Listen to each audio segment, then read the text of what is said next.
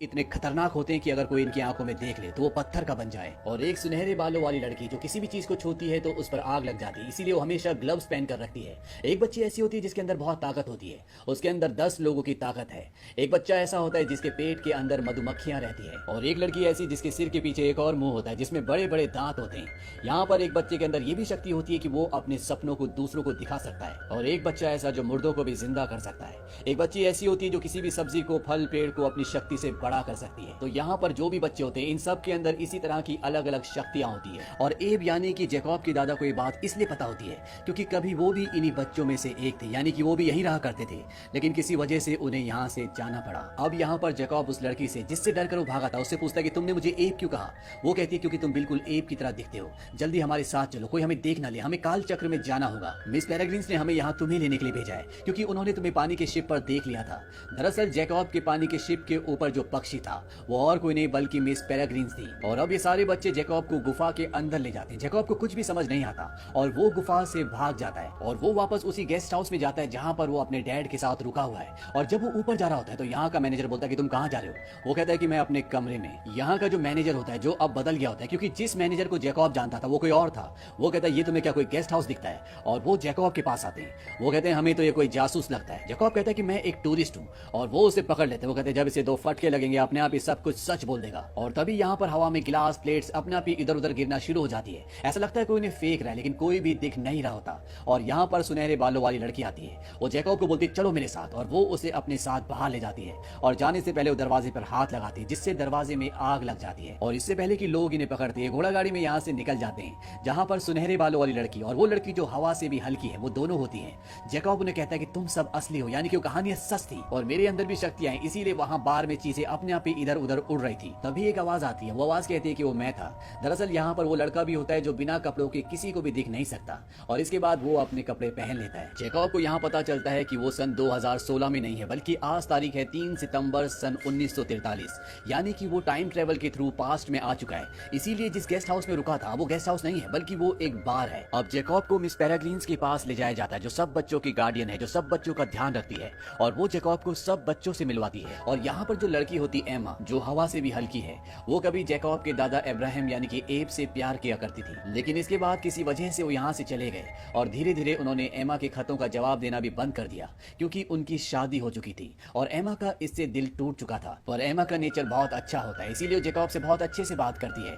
यहाँ पर एक लड़का होता है जो मुर्दों को जिंदा कर सकता है जिसका नाम एनोच है। वो जैकब को बिल्कुल भी पसंद नहीं करता और इसकी वजह ये होती है कि उसके दादाजी इस जगह को छोड़कर चले गए थे, इसीलिए वो नहीं चाहता कि जैकब यहाँ पर रहे। ये सब एक साथ मिलकर डिनर करते हैं और डिनर के बाद जब जैकब यहाँ से अपनी दुनिया में वापस जा रहा होता है तभी एक बच्चा बोलता है क्यों ना तुम भी उस चीज को देख कर जाओ कि कैसे हम एक दिन को दोबारा से शुरू करते हैं। ये सब के सब एक जगह जाकर खड़े हो जाते हैं और अपने चेहरे पर एक मास्क पहन लेते हैं। और तभी आसमान में दिखाया जाता है कि बहुत सारे प्लेन्स एक जगह से दूसरी जगह जा रहे होते हैं। और तभी एक प्लेन इनकी जगह पर, जहाँ पर ये सब रहते हैं, वहां पर एक बॉम्ब गिराता है क्योंकि ये वर्ल्ड वॉर 2 है और ये होना बहुत आम बात है। लेकिन इससे पहले कि वो बॉम्ब इनके घर के ऊपर गिरता, पेरेग्रिन्स के पास जो घड़ी होती है वो उस घड़ी से समय को रोक लेती है और समय को रिवर्स करती है जिससे एक बार फिर से दिन शुरू हो जाता है। दरअसल इन्होंने यहाँ पर एक टाइम लूप बनाया है और ये टाइम लूप होता है 3 सितंबर सन 1943 का, यानी कि ये दिन ये बार बार जीते हैं। इसी वजह से इनकी उम्र कभी भी नहीं बढ़ती। लेकिन इस वक्त के साथ एक असली दुनिया का वक्त भी है जहाँ से जैकब आया है,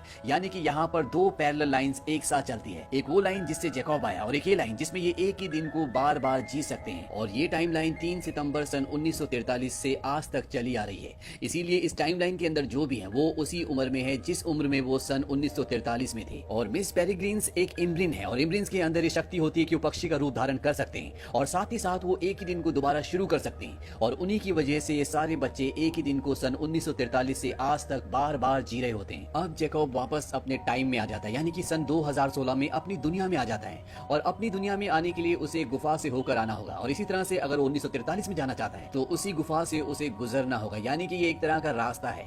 अपनी दुनिया में आने के बाद जैकब एक लेटर को पढ़ता है, जो लेटर वो पेरेग्रिन्स के वहां से चुपके से ले आया होता है क्योंकि ये लेटर पेरेग्रिन्स को उसके दादा ने लिखा था। और वो इस लेटर को पढ़ना शुरू करता है और उस लेटर में लिखा रहता है कि मुझे पता चला है कि मिस्टर बैरोन के कुछ लोग इंग्लैंड में देखे गए हैं जहां पर मिस एवोसेट का टाइम लूप है, यानी कि जिस तरह से टाइम लूप यहाँ पर है इसी तरह से एक और टाइम लूप इंग्लैंड में है। और जैकब के दादा ने ये लिखा होता है कि आप उन्हें आगाह कर दें और उन्हें ये भी कहें कि एक नया काल चक्र बना लें जो कि सुरक्षित हो, यानी कि एक नया टाइम लूप बना लें।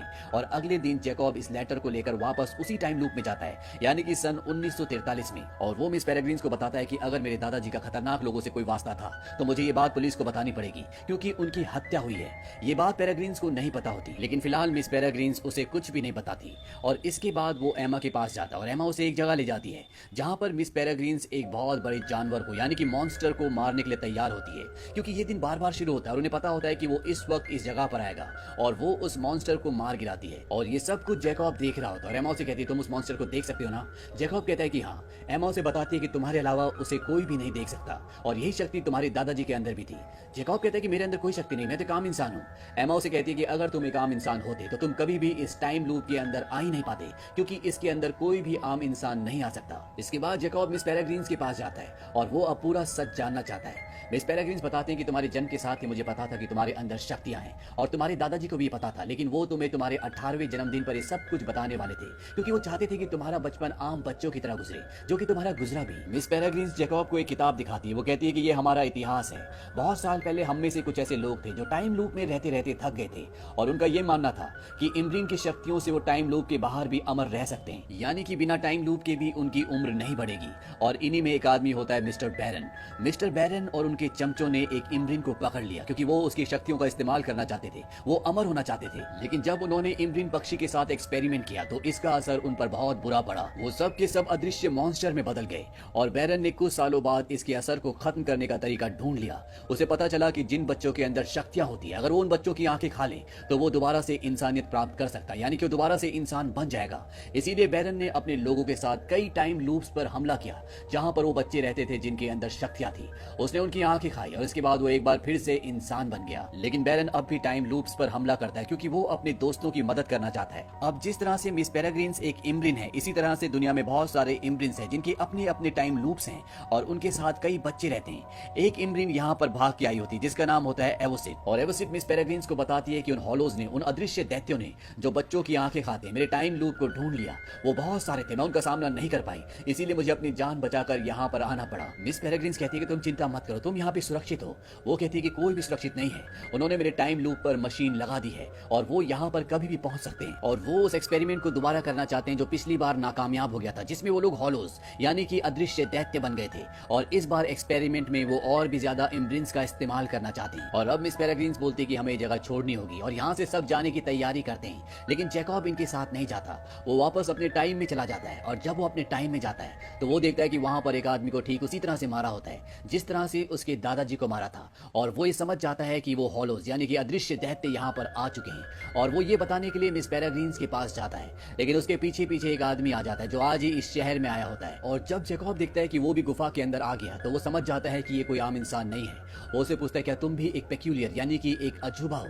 वो कहता है कि हाँ, मैं कब से तुम्हारा पीछा कर रहा हूँ। और तभी उसका रूप बदल जाता है। दरअसल जैकब की साइकाइट्रिस्ट जो होती है वो यही इंसान होता है और ये और कोई नहीं बल्कि बैरन होता है। और बैरन जैकब को बंदी बनाकर मिस पेरेग्रिन्स के पास ले जाता है और वो उन्हें कहता है कि तुम्हें अपने आप को मेरे हवाले करना होगा, नहीं तो मैं जैकब को मार दूंगा। और अब मिस पेरेग्रिन्स मजबूर है, क्योंकि अदृश्य दैत्य को यानी कि हॉलोज को सिर्फ और सिर्फ जैकब देख सकता है, इसीलिए उसकी जान बहुत कीमती है। और वो अपने आप को बैरन के हवाले करने से पहले जैकब को कहती है सारे बच्चों की जिम्मेदारी तुम्हारे पास है। और इसके बाद वो पंछी बन के पिंजरे में कैद हो जाती है। अब यहाँ पर जो दूसरी इम्ब्रिन्स होती है वो सारे बच्चों को एक कमरे में ले जाती है, लेकिन उसे भी हॉलो यानी कि वो दैत्य जो दिखता नहीं है वो अपने कब्जे में ले लेता है, यानी कि उसे भी पकड़ लिया गया है। लेकिन यहाँ पर जितने भी बच्चे होते हैं वो घर से बाहर निकलने में कामयाब हो जाते हैं। और तब ये दिखाया जाता है कि वो पल आता है जब सेकेंड वर्ल्ड वॉर में ऊपर से नीचे बम फेंका जा रहा है और इस बार इन्होंने टाइम को दोबारा से सेट नहीं किया, इसीलिए वो बम इनके घर पर गिर जाता है जिससे वो अदृश्य दैत्य मर जाता है। और अब इन बच्चों का घर तबाह हो चुका है और ये किसी भी कीमत पर मिस पेरेग्रिन्स को छुड़ाना चाहते हैं, समंदर के किनारे जाते हैं। लेकिन तब तक वो सब के सब वहां से निकल चुके हैं। लेकिन इन बच्चों को पता होता है कि वो कहाँ गए,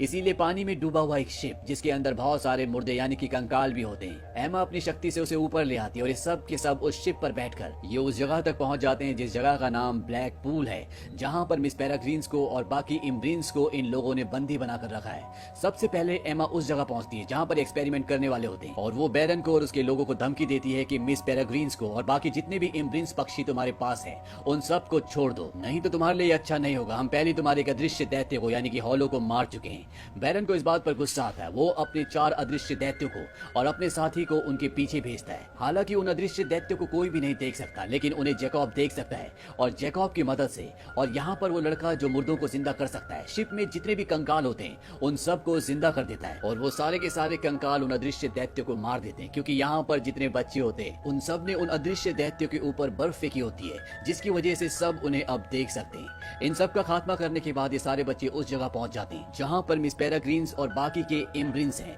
वहाँ पहुंचकर ये बच्चे अपनी शक्तियों से बैरन के सभी साथियों का खात्मा कर देते हैं और जैकब उस जगह पहुंच जाता है जहाँ पर सारे इम्ब्रिन्स हैं और वो उन्हें छुड़ाने की कोशिश करता है, लेकिन तब तक वहाँ पर बैरन भी आ जाता है और इससे पहले कि वो जैकब तक पहुंचता, जैकब यहाँ पर सारे इम्ब्रिन्स को आजाद कर देता है और मिस पेरेग्रीन्स जो होती है वो यहाँ से निकलने से पहले बैरन के ऊपर हमला करके निकलती है और अब यहाँ पर बाकी सारे बच्चे भी पहुंच जाते हैं। लेकिन जब वो यहाँ पर पहुंचते हैं वो देखते हैं कि यहाँ पर जैकब के दो रूप हैं। दरअसल बैरन ने भी जैकब का रूप धारण कर लिया होता है और अब यहाँ पर किसी भी बच्चे को समझ नहीं आता कि इसमें असली जैकब कौन है और तभी पीछे से ये दिखाया जाता है कि एक हॉलो यानी कि अदृश्य दैत्य इन्हीं की तरफ आ रहा होता है, जिसे जैकब देख लेता है, लेकिन बैरन के अंदर ये शक्ति नहीं होती। जैकब कहता है कि अभी पता चल जाएगा कि असली कौन है और नकली कौन है और वो हॉलो जैकब को यानी कि बैरन को उठा लेता है, क्योंकि उसने जैकब का रूप धारण किया होता है और इससे पहले कि वो उसे कुछ बता पाता वो बैरन की आंखें निकाल लेता है, जिससे उसकी मौत हो जाती है और तभी जैकब उस अदृश्य दैत्य को भी मार देता है। इसके बाद सब बच्चे यहाँ से निकल जाते हैं और अब इन्हें टाइम पर अपने वक्त पर पहुंचना पड़ेगा, नहीं तो इन सब की उम्र बढ़ जाएगी और ये सब के सब मर जाएंगे। दरअसल ये सब के सब बैरन को मारने के लिए और मिस पेरेग्रीन और बाकी के इम्ब्रिन्स को बचाने के लिए ब्लैक पूल से सन 2016 में आए थे, क्योंकि बैरन सबको इस वक्त में ले आया था ताकि वो अपने एक्सपेरिमेंट को पूरा कर सके और अब इन सब बच्चों को सन 1943 में जाना होगा। एमा कहती कि हम सब 1943 में जा रहे हैं, लेकिन जैकब को वो यहीं रुकने के लिए कहती है क्योंकि इस वक्त में उसके दादाजी अभी भी जिंदा होंगे, क्योंकि जिस दिन बैरन ने जैकब के दादाजी को मारा था उससे पहले बैरन को मार दिया गया है और जब बैरन जिंदा है नहीं तो उसके दादाजी मरेंगे कैसे। जैकब एमा को गले लगा लेता है। ये दोनों एक दूसरे को प्यार करते हैं और एमा और बाकी के सभी बच्चे अपने वक्त में सन 1943